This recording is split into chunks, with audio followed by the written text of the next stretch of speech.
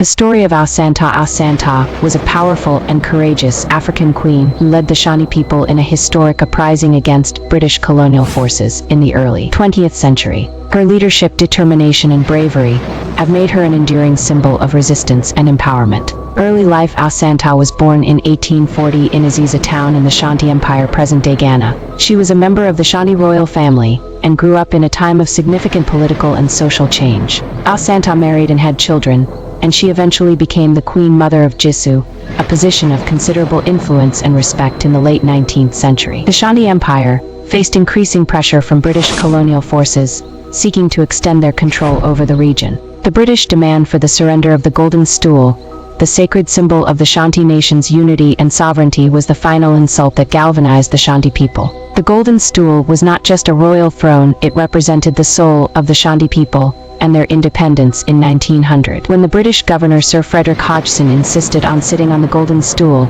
it sparked outrage among the Ashanti. The Ashanti leaders held a secret meeting to discuss their response. Asantewaa, despite the presence of male leaders, stood up and delivered a powerful speech that would change the history. She declared, "If the men of Ashanti will not go forward, we will fight the white men. We will fight till the last of us falls in the battlefields." Inspired by Asantewaa's resolve, the Ashanti people rallied behind her leadership.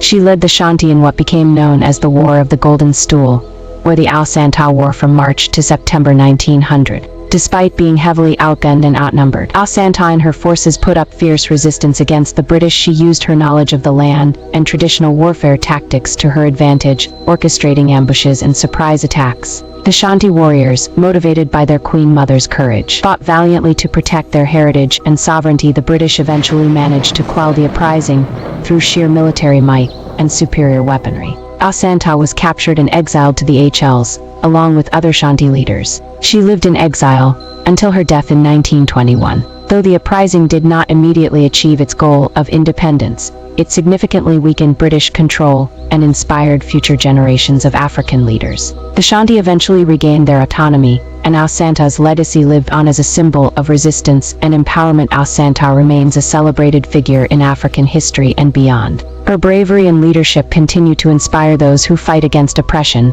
and for their rights. She demonstrated that women could be formidable leaders and defenders of their people. Her story is a testament to the power of courage, conviction, and the indomitable spirit of those who stand up against injustice. Asantewaa's legacy reminds us that true leadership knows no gender, and that the fight for freedom and dignity is a noble cause worth pursuing. For more interesting story about Africa and some others continent, follow us on Facebook, Emmanuel Akanbi David, or Coach Emmy on Instagram, Emmanuel Akanbi David, and our YouTube channel, EMMYJJ, PLESEFORGD.